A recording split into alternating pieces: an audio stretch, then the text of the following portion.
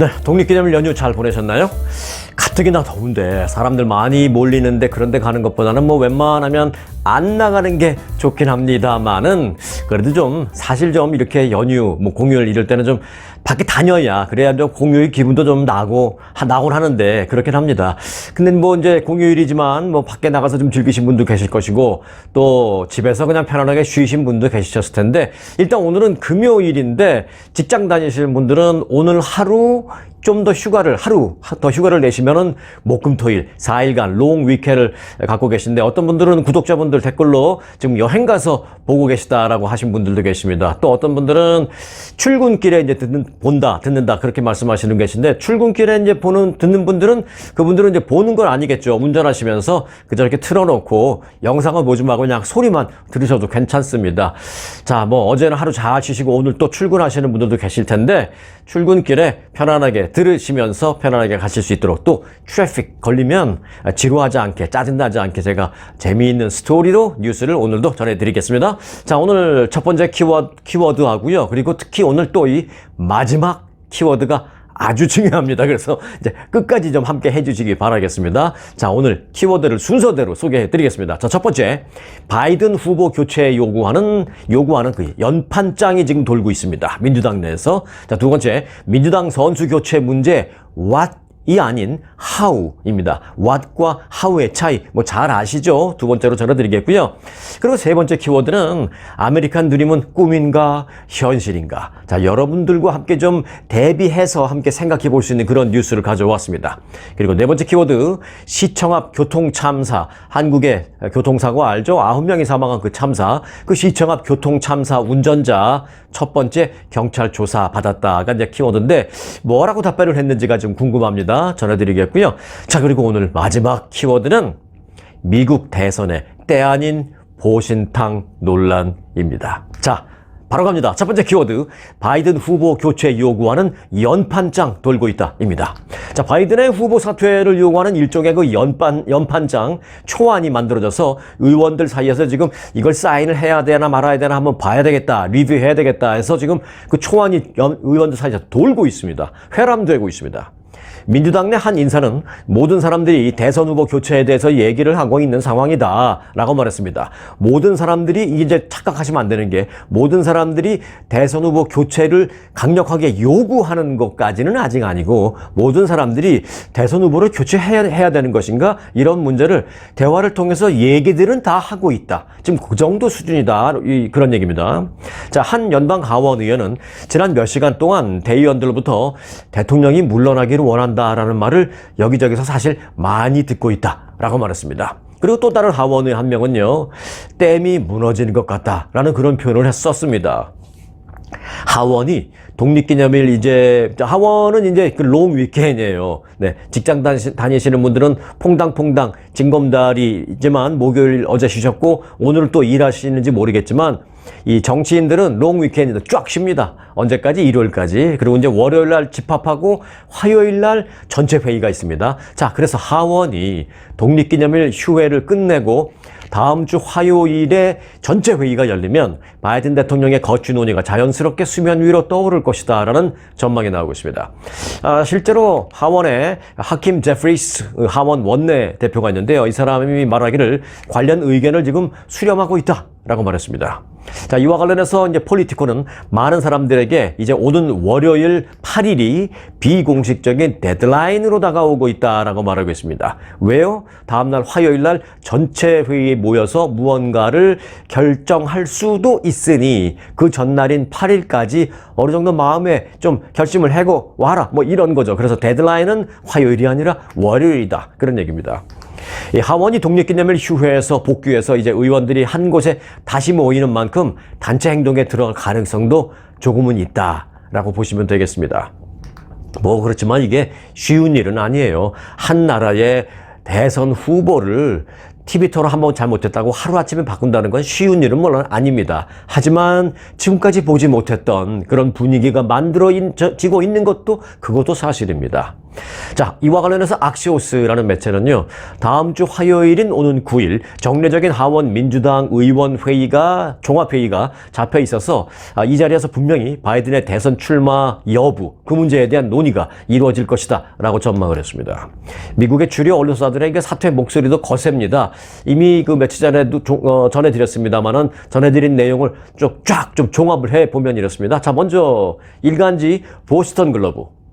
왜 바이든이 옆으로 비켜서야 하는가? 라는 제목의 사설을 싣고 바이든의 사퇴를 공식적으로 촉구했습니다. 보스턴 글로브가. 그거를 시작으로 해서 잇따라 언론들이 비슷한 내용을 보내고 있는데, 또 대표적인 진보 매체인 뉴욕타임스도요, 이 나라를 위해서 그리고 민주당을 위해서 경선에서 하차하라 라고 아주 노골적으로 사설을 통해서 그렇게 압박을 했습니다.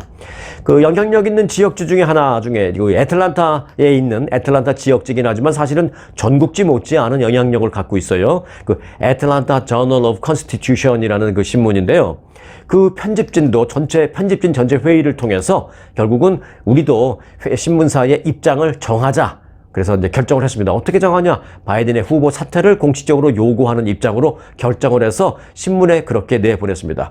참고로요, 한국에서는 사실 이런 부분에 대해서 좀 굉장히 민감하긴 합니다만은 미국에서는 각 언론사마다 우리의 입장이 어떤지를 미리 하는 게 전혀 이상하지 않고 오히려 관례로 되어 있습니다. 오히려 그런 말 안 하는 언론사를 이상하게 생각할 정도로 그걸 이제 인도스먼 한다 그러는데, 예를 들어서 뭐 민주당은 뭐 누가 봐도 다 아는 진보적인 매체죠. 그러면 예를 들어서 이번 대선 후에 우리 신문사는 뭐 진보 후보 누구를 인도스먼 한다라고 공식적으로 발표해도 됩니다. 뭐 꼭 해야 되는 건 아니지만 해도 됩니다. 그런데 저는 이걸 상당히 좋게 봐요. 왜냐하면은 그런 입장 발표 안 하고 은근히 뒤에서 밀어주거나 은근히 뒤에서 소위 말하는 까거나, 이게 사실은 더 어렵습니다.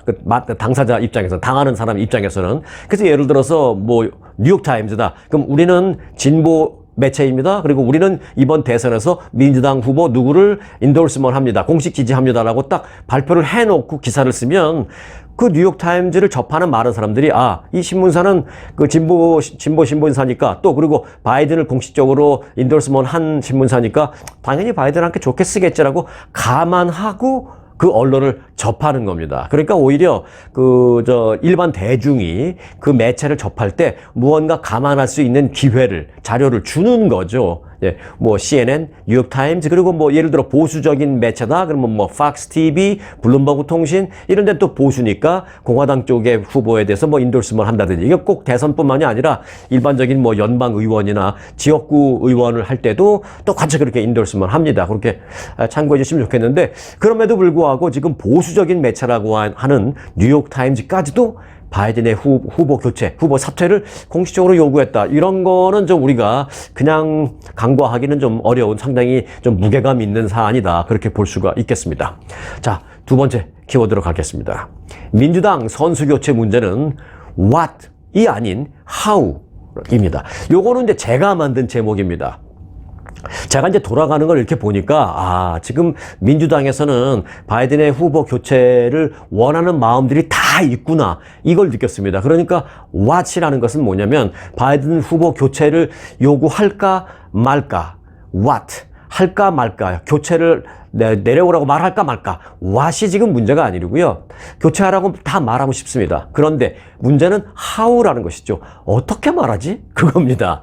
자, 그래서 제가 그렇게 제목을 붙여봤는데, 자, 바이든 대통령의 후보 교체 문제와 관련해서 민주당 내에서 교체할지 말지가 아닌 어떻게 교체할지, 그 교체 방법을 논의하고 있다라는 실제적인 주장이 나왔습니다. 오바마 행정부 당시에 백악관 고문을 지냈던 벤 존슨은 그 CNN 방송에 최근에 출연해서 TV에 나와서 인터뷰하는 그런 민주당원들 또는 민주당 소속 의원들의 얘기를 들어보면 바이든 대통령을 옹호하는 그런 말로 하지만, 그런 민주당원들도 사실은 TV 속으로 들어가면, 카메라 뒤로 들어가면 또는 카메라가 꺼지면 이렇게 비공식적으로는 완전히 또 다른 말들을 하고 있다라고 전했습니다. 이어서 그들은, 그러니까 지금 민주당원이나 의원들은 바이든 대통령이 스스로 선택할 공간과 또 품위를 만들어주고 싶어서 그렇게 한다라고 하면서, 그러나 지금은 바이든 대통령의 그 사퇴 여부가 아니라 사퇴를 하라고 말해야 될지 말아야 될지 그 사퇴 여부가 아니라 어떻게 사퇴시키지? 그 문제에 대한 대화가 물밑에서 이루어지고 있는 게 사실이다. 이렇게 말했습니다. 존슨은 또 마쿠에서는 완전한 패닉에 빠져 있다면서 사람들은 법률과 관련된 메모를 돌려보고 있고 그런 건 뭐냐면 민주당 후보 이 정도 그 스테이지에 와서 그 후보 사퇴하는 것이 법적으로 문제가 없는지 또는 본인이 후보 사퇴를 스스로 말하지 않았는데 후보 사퇴를 종용하거나 촉구하는 이런 것이 법적으로 어떻게 되는 것인지 이런 법적인 거를 서로 좀 법적이가 아는 사람들끼리 이제 만들어서 그 의견을 돌려보고 있다는 것이죠. 어떻게 또 바이든을 교체할 수 있는지 뭐 어떻게 하면 바이든이 존경받는다라고 그가 스스로 느끼면서 스스로 사퇴하도록 만들지 등등 이 방법론적인 문제를 고민하기 시작했다는 것입니다. 이게 현실이라는 것입니다. 그런 아울러 민주당이 카멀라 해리스 부통령이 그 대체 후보가 될 것이다라는 어떤 시나리오를 만들어 놓고 물론 확정은 아닙니다. 확정은 아니니까 이제 가정, 시나리오라고 제가 표현하는 것입니다. 그런 가정 아래 이런 여러 가지 대화를 진지하게 진행을 하고 있다라면서 누가 해리스의 부통령 러닝메이트로 괜찮을까? 뭐 이런 얘기도 서로 나누고 있다라는 것입니다. 그 민주당의 대선 후보를 예를 들어서 해리스로 바꾸면 그럼 해리스가 대선 후보가 되고 그렇다면 부통령 후보가 필요할 텐데 누가 괜찮을까? 이런 걸 지금 고민하고 또 한번 대화를 나눠보고 있는 그런 뭐 아직 초보적인 수준이긴 합니다만은 그런 정도의 수준이다. 그게 민주당의 지금 현 상황이다라고 벤 존슨 전 백악관 고문은 그렇게 말했습니다. 자, 복잡한 민주당의 상황을 좀 정리해드렸고요. 다음 키워드입니다. 아메리칸 드림은 꿈인가 현실인가 입니다. 자, 요건 앞서 말씀드렸다시피 여러분의 지금 상황 또는 여러분의 생각과 한번 그 매치시켜보면서 대입을 시켜보면서 같이 공감해 주시기 바라겠습니다. 자, 미국의 여론조사기관 퓨 리서치 센터가 전국의 성인 8,700명을 대상으로 설문조사를 했습니다. 그 결과 미국에서 아메리칸 드림을 이루는 것이 여전히 가능하다라고 답한 응답자가 얼마 나왔게요? 네. 53% 나타났습니다. 이거는 뭐 많다고 볼 수도 있고 그렇지 않다고 볼 수 있는데 예전에 비해서는 뭐 많이 줄어든 것만은 사실입니다. 또 좀 긍정적으로 본다면 아직도 과반은 되네 뭐 이런 생각을 할 수 있는데 일단 미국의 아메리칸 드림이 가능하다라고 응답한 사람이 53%로 나타났습니다. 반면에 한때는 가능했지만 지금은 불가능하다. 이렇게 답한 비율은 41%였습니다. 여러분들은 어떻게 생각하십니까? 제가 지금 뺐지만 한 가지 추가적으로 말씀드리면 한때고 뭐고 지금이고 뭐고 과거가 지금이고 뭐고 원래 아메리칸 드림은 없어 불가능한 거였어 뭐 이렇게 답한 사람도 사실은 있긴 있습니다. 그런 사람들은 한 5-6% 정도 됩니다. 제가 이제 그거는 제하고 말씀을 드릴게요. 자, 여러분들의 생각은 어떤지 한번 대입시켜 보시겠습니다. 아메리칸 드림 가능하다. 지금 전체적으로 53%. 전에는 가능했지만 이제 더 이상 지금은 안 돼. 불가능하다. 이게 41%입니다. 자, 그러면 인종별로 구분을 해볼까요? 자, 우리는 아시안이잖아요. 아시안을 먼저 보겠습니다. 아시안 가운데는 가능하다라는 답변 50%. 한때 가능했지만 지금은 불가능하다라는 답변 42%로 집계됐습니다. 여러분은 어느 쪽에 속하시나요? 자, 그러면 백인의 경우를 볼까요? 백인은 55%가 가능하다라고 말했고 한때 가능했지만 지금은 불가능하다 41%로 나타나서 일단 아시안과 백인들은 긍정적인 생각이 조금 더 많은 것으로 나타났습니다. 자, 그리고 흑인분들 가볼까요? 흑인분들은 가능하다 52%. 이거 적지 않죠, 그래도. 그리고 한때 가능했지만 현재는 불가능하다. 여기서 푹 떨어집니다. 35%라고 답했습니다. 근데 이거는 적다고 해서 나쁜 게 아니에요. 한때 가능했지만 지금 불가능하다? 지금은 불가능하다. 이게 35%라면은 뭐 아시안과 백인보다는 오히려 낮은 거니까 이건 뭐 긍정적이다라고 볼 수도 있습니다. 자, 흥미로운 점 히스패닉계를 보겠습니다. 히스패닉계의 경우에는요, 가능하다 47%, 한때 가능, 지금 불가능, 똑같이 47%로 나타났습니다. 그래서 히스패닉계가 인종 가운데서는 가장 그 부정적인 의견이 많이 나타난 것으로 알 수가 있겠습니다. 자, 그러면 이 구분을 한 번만 더 해보고 싶은데요. 인종 말고 그러면 나이로 한번 구분해 볼까요? 자, 이제 여러분들의 또 나이와 함께 대입을 해 보시기 바라겠습니다. 일단 고령층일수록 긍정적인 답변율이 높았습니다. 자, 가능하다. 아메리칸 드림이 가능하다라는 답변은 65세 이상에서는 68%. 그리고 50세에서 64세 사이에서는 61%, 조금 내려가죠. 그리고 30세에서 49세 사이, 즉 30대, 40대 그룹에서는 또 내려가서 43%로 이때부터 많이 내려갑니다. 그리고 18세에서 29세 사이, 소위 10대와 20대 사이 그룹에서는 39%로 30%대로 급격히 낮아지는 걸 볼 수가 있습니다. 자, 이 조사의 그 마지막 질문이 있었는데요. 이 마지막 질문이 결정적이었습니다. 자, 개인적으로, 그렇다면 개인적으로 아메리칸 드림을 당신은 성취했다고 생각하십니까? 라는 그런 질문이 있었는데요. 이 질문에서는 전체적으로 31%가 자신이 아메리칸 드림을 성취했다라고 답했습니다. 31%가요. 여러분들은 이 31%에 속하시나요? 아니라고 실패했다고 속하시나요? 아니면 그 중간층, 나는 뭐 성공도 아니지만 그렇다고 딱히 실패도 아니야, 그 중간층에 속하시나요? 뭐 질문에, 퓨 리서치 센터 질문에 뭐 그런 건 없었습니다만은 아마도 여러분들은 그 중간 쪽에 속하시는 분들이 적지 않을 텐데, 자, 그럼 이걸 또 그냥 볼 수가 없죠. 인종별로 한번 나눠볼까요? 이제 개인적인 질문입니다. 아메리칸 드림을 개인적으로 성취했다라는 응답자는 인종별로 보면 백인이 39%로 가장 높았고요. 아시아는 34%, 그 다음 2등이었습니다. 그리고 히스패닉계가 19%, 흑인계는 15%로 각각 나타났다라는 것입니다. 여러분들은 지금까지 말씀드린 것 중에 어디에 속하시나요? 말씀하지 마시고 그냥 혼자만 알고 계시기 바라겠습니다. 자, 다음 키워드입니다. 시청 앞 교통참사 운전자 첫 경찰 조사 받았습니다. 뭐라고 답했는지가 궁금한데요. 한국에서는 지금 그 고령자의 운전과 관련해서 논란이 일고 있죠. 바로 그 9명의 사망자를 낸 서울시청역 참사 때문인데요. 나이는 68살, 뭐 운전을 하기에 너무 많다 이렇게 말할 정도의 나이는 아니죠. 68살의 운전자 차 모 씨를 상대로 첫 번째 경찰의 피의자 조사가 있었습니다. 차 씨는 조사에서 사고 당시 브레이크를 밟았지만 딱딱했다. 그러니까 브레이크를 밟았는데 이제 쑥 어느 정도 좀 적당하게 들어가야 이게 브레이크가 밟히는 거잖아요. 그런데 밟히지 않고 딱딱하게 들어가지 않았다는 것이죠. 그러면서 차량 상태 이상에 따른 급발진을 재차 주장했습니다. 이분은 차량이 갑자기 급가속을 해서 브레이크를 밟았지만 딱딱하게 작동하지 않아서 사고로 이어졌다는 것입니다. 자신은 사고 당시 갈비뼈가 골절되는 부상을 입어서 응급실로 급히 이송됐다가 지금 치료를 받고 일반 병실로 옮겨져 있는 그런 상황입니다. 그동안 경찰은 차 씨가 진술을 제대로 할 수 없는 상태로 보고 갈비뼈 부러지면 말도 못하잖아요. 숨쉬기도 힘들 정도고. 그래서 이제 그 병실 안팎으로 경찰이 보호한다 또는 뭐 감시한다는 차원에서 경찰만 주둔하고 있었고, 실제로 이제 진술을 조사하거나 이런 거는 이제 안 하고 좀 봐주고 있었는데 어느 정도 호전됐기 때문에 어제 처음으로 조사가 있었던 겁니다. 그래서 이제 근거리 신변 보호만 계속 하는데 치료 상황을 봐가면서 의문점을 하나씩 더 물을 예정입니다. 일단 첫 번째 조사는 좀 아주 기본적인 몇 가지만 묻고 더 이상 무리하지 않도록 하기 위해서 일단 그렇게 끝났고요. 또 경찰은 그런데 이제 호텔 주차장을 빠져나올 때 이 차량 영상을 보니까 호텔 주차장을 빠져나오면서 그 웨스틴 조선호텔 주차장을 빠져나오면서 갑자기 속도를 확 내고 갔거든요. 그렇게 갑자기 속도를 낸 사실이 영상을 통해서 확인이 됐습니다.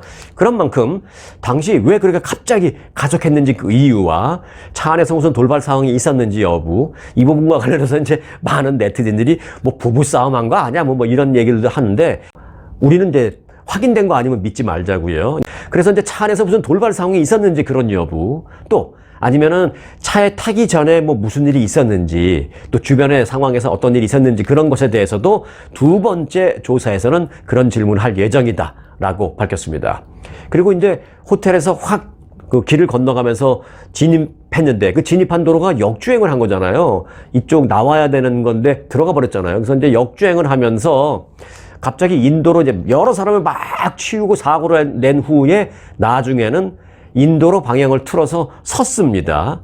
그렇게 인도로 방향을 틀어서 천천히 쓴 그 이유와 또 막 사고가 발생했을 때 여러 사람들을 막 길에 서 있는 사람들을 막 치고 갔을 때 그 사고를 피하기 위한 어떤 조치를 그 안에서 했는지, 꼭 브레이크가 말이 안 들었다고 해서 뭐 브레이크 말고 다른 어떤 조치를 했는지 등등도 두 번째, 세 번째 조사를 통해서 계속 질문을 하겠다라고 밝혔습니다.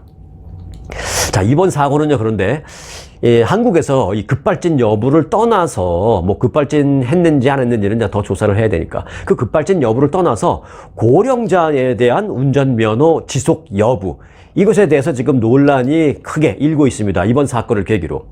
참고로요, 이건 미국은 각 주정부에 따라서 다릅니다만은 대부분의 지역이 65세가 넘으면 일정한 테스트를 다시 치른 후에 그 테스트 결과 거기에 맞게 조건부 운전면허를 주는 그런 방식을 취하고 있습니다. 예를 들어서 65세가 넘고 뭐 70세가 다 됐는데도 운전면허를 받았는데 완벽해 100점 그러면 뭐 레귤러 운전면허증을 다시 받는 거죠. 하지만 무언가 조금 검사관이 봤을 때 부족한 점이 좀 발견이 됐어요. 하지만 그렇다고 해서 운전면허를 박탈할 정도는 아니야. 그러면은 이제 거기에 맞게 예를 들어서 조건부인데 예를 들어서 당신은 프리웨이는 타지 마십시오. 로컬 도로에서만 뭐 서페이스 스트리트라 그러죠. 동네 일반 도로에서만 운전하시오. 뭐 이런 조건부 면허를 준다든지 이런 식으로 취하고 있습니다. 예를 들어 이제 일리노이 주 같은 경우에는요. 75세가 넘으면은 4년에 한 번씩 그렇게 재시험을 치르고요. 80세가 넘으면 2년에 한 번씩 그렇게 재시험을 치릅니다. 그리고 85세가 넘으면 매년 재시험을 치르고 있습니다. 그러니까 거기서 떨어지면은 이제 뭐 결국 반납해야 되는 경우도 있지만 85세가 넘어서도 인지 능력도 좋고 해서 운전을 멀쩡하게 정말 100점 맞으셨다. 그러면 또 당연히 발부받는 것도 어쩌면 당연하죠. 단순히 나이가 많다고 무조건 뺏길 수는 없잖아요. 자, 그런데 하지만 이 한국은요 65세가 넘으면 운전면허증을 반납하라 라는 권고를 받습니다. 그리고 이제 반납을 하면 10만 원권짜리 교통카드를 드리겠습니다 라고 하면서 그냥 권고하는 그런 시스템입니다. 운전면허 반납을 그저 이제 권고로 유도하는 그런 방식인데 이건 좀 전 개인적으로 봤을 때 좀 문제가 있다라고 생각합니다. 왜냐하면 반납해서 내가 운전면허를 그냥 아예 없거나 아니면 문제가 좀 있는데도 어떻게든 반납 안 하면 끝까지 갖고 있으면서 운전을 하다가 뭐 정말 자칫 사고를 일으키거나 할 수 있는 확률이 있잖아요. 그래서 한국의 지금 시스템은 소위 all or nothing 방식입니다. 갖고 있거나 반납하거나 전부 아니면 nothing, all or nothing 방식인데요. 근데 이런 운전면허와 관련해서는 그렇게 극단적인 방식은 저는 안 좋다고 봅니다. 그래서 본인은 물론 타인의 안전에도 영향을 미칠 수 있는 그런 건데 그렇게 흑백 논리로 가면 안 될 것 같다라는 생각을 갖게 되고요. 한국도 그래서 빨리 이곳 미국식 면허 시스템 그 제도를 벤치마킹 했으면 좋겠다. 그런 생각을 하게 됩니다. 자, 오늘 마지막 키워드를 전해드리겠습니다. 키워드는 미국 대선의 때 아닌 보신탕 논란입니다. 보신탕 논란. 자, 이번 대선에 무소속으로 출마한 사람 한 명 있죠? 바이든, 트럼프 말고 무소속으로 나온 사람이 있습니다. 이름 들으면 금방 아실 거예요. 로버트 케네디 주니어입니다. 로버트 케네디 주니어 후보가 무소속으로 나왔는데 이 후보가요, 한국에서 개고기를 먹었다라는 때 아닌 논란에 지금 휩싸였습니다. 연예 전문지 베니티 페어에 따르면 케네디 주니어는 지난해 한 여성과 함께 통째로 구운 동물을 들고 물고 뜯어 먹으려는 듯한 그런 모습의 사진을 친구에게 이렇게 전송했습니다. 왜 전송했냐면 이유가 있습니다. 그는 당시 그 친구가 이 아시아 여행을 계획 중이다라고 하면서 아시아 여행 중에 한국도 한번 가보고 싶다라고 이제 얘기를 했대요. 그러니까 그 친구에게 그 사진을 보내면서 한국 가라. 한국 가서 그 식용게를 판매하는데 한국에서 가장 잘하는 식용게, 게 보신탕집 식당을 내가 알고 있으니까 가르쳐 줄게. 난 한국에서 먹은 적 있었거든. 이렇게 내용을 보내면서 그 사진까지 보냈습니다. 해당 사진은 2010년 그런데 촬영된 것이라고 베니티 페어는 덧붙였습니다. 그런데 이제 케네디 주니어는 문제가 되니까 좀 그 발뺌을 했어요. 뭐 개고기를 먹었니 안 먹었니 이런 얘기는 안 하고 지금 공개되고 있는 그 해당 사진은 뭐 개고기가 아닙니다. 파타고니아에서 염소구이를 갖고 찍은 사진입니다. 이렇게 해명을 했습니다. 하지만 많은 네티즌들은 사이즈를 보니까 염소보다는 훨씬 작은데 염소고기 아니고 그게 맞는 것 같은데 라면서 지금 굉장히 의심의 눈초리를 보내고 있습니다. 제가 봐도 사이즈가 염소 사이즈보다는 훨씬 작습니다. 자, 뭐 그렇다 치고 하지만 이 문자를 받은 그 존 F 케네디 주니어의 친구는 케네디가 사진과 함께 서울의 최고 개고기 식당에 가볼 것을 권유를 하면서 이거 염소 아니고 개다? 이렇게 자기한테는 그렇게 말을 했다라고 실토했습니다. 자, 어떤 경우든 참 기괴한 일이다라는 지금 네티즌들의 반발이 막 나오고 있습니다. 그리고 이 친구도 아시아 여행, 한국 여행 가겠다는데 뜬금없이 자기한테 막 개고기 사진 보내고 보신탕 먹으러 가라라고 막 텍스트 메시지를 보내서 자기 기분 나빴다라는 것입니다. 아니 내가 그걸 뭐 물어본 것도 아닌데 그냥 막 나한테 그런 걸 보내서 자기 기분 나빴다라는 것입니다. 그래서 베니티 페어에 제보한 거예요. 자, 베니티 페어라는 그 연예 매거진은 사진의 의도 자체는 뭐 웃음을 유발하기 위한 것으로도 볼 수가 있지만 좋게 보면 하지만 보는 사람 입장에서는 이 케네디 후보의 어떤 개념 없는 모습 또는 뭐 판단력이 부족하다랄까 여튼 성품을 드러내는 그런 일화로 평가될 수 있다라고 그렇게 지적했습니다. 왜 아니겠어요? 자, 베니티 페어는 그러면서 그는 한국 문화를 조롱하고 동물에 대한 잔인한 생각을 드러낸 것이다 라고 아주 강력하고 노골적으로 비난을 했습니다. 맞습니다. 한국 여행을 계획하고 있다는 친구에게 소개해 줄 것이 그렇게 없어서 사실상 지금은 거의 있지도 않은 일단 최소한 공식적으로는 없는 그 개고기 보신탕집을 소개해 주는 걸 그리고 본인이 그냥 아무도 모르는 그저 평범한 일반인들 내가 친구와 무슨 대화를 나누더라도 다른 사람들은 뭐 알 수도 없고 알 관심도 없고 뭐 그런 일반 사람이라면 모르겠는데 대통령에 나가겠다고 대선 후보로 나간 사람이 친구한테 그런 뭐 보신탕집 막 이런 텍스트 메시지와 사진을 보내주는 걸 보면 케네디 주니어의 어떤 그 기본 퍼스널리티를 알 수 있을 것 같습니다. 사실 케네디 주니어는 살아오면서 일반적인 사람들이라면 멀리할 또 일반적인 사람이라면 뭐 먹지 않을 그런 것들을 사실 많이 먹고 돌아다니는 것으로도 유명합니다. 그래서 그런지 유명한 하나가 사건이 한 번 있었죠. 그의 그 뇌에서 기생충이 발견된 적이 있었습니다. 케네디 주니어는 과거 그 뇌에서 죽은 기생충이 발견돼서 크게 논란이 된 바가 있었습니다. 이와 관련해서 뉴욕타임즈가 당시 보도한 바가 있었는데요. 지난 2010년이었습니다. 그가 심각한 기억 상실에 순간순간 기억을 놓치는 그런 심각한 기억 상실에 시달린 바가 있었는데 그래서 그 뇌 스캔 검사를 했는데 뇌 스캔 결과 그의 뇌 속에 자리 잡은 기생충이 일부 조직을 파먹은 뒤에 그 뇌 안에서 사망한 흔적을 의사들이 발견을 해서 확인을 했습니다. 그리고 이 내용이 보도돼서 웬만한 사람들도 이 내용을 알고 있습니다. 이게 뭐냐면은 다니면서 아무거나 막 먹고 다녔기 때문에 이런 일이 있을 수 있었다라고 의료진들은 말한 것입니다. 자, 이 사람이 지금 미국 대통령 선거에 출마한 상태입니다. 무소속으로. 존 F. 케네디 전 대통령의 조카인 케네디 주니어는 가족들의 반대에도 불구하고 지금 무소속으로 대선에 출마해서 현재 여론조사 결과 지지율은 뭐 한 8%에서 9% 정도의 지지율을 유지하고 있는 그런 상태입니다. 자, 바이든의 고령 논란. 또 트럼프의 성추문 입막음 논란. 그것도 모자라서 케네디 주니어의 보신탕 논란. 여하튼 이번 미국의 대통령 선거는 정책은 실종됐고 그저 논란과 추문의 연속이다라는 좀 답답한 자괴감까지 드는 그런 생각입니다. 오늘 영상은 여기까지입니다. 월요일에 다음 주 월요일에 또 새로운 스토리로 여러분 찾아뵙도록 하겠습니다. 월요일에는 또 어떤 추문, 어떤 논란이 있을지 저도 궁금합니다. 네, 스토리가 있는 스토리 뉴스 마치겠습니다.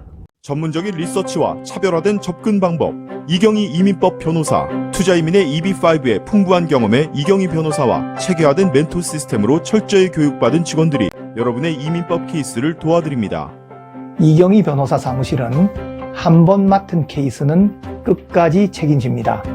항상 세밀하고 정확한 일처리로 고객분을 성심껏 도와드리겠습니다. 저희 사무실을 믿고 맡겨주시면 여러분의 케이스를 성공으로 이끌겠습니다. 투자이민 전문 이경희 이민법 변호사.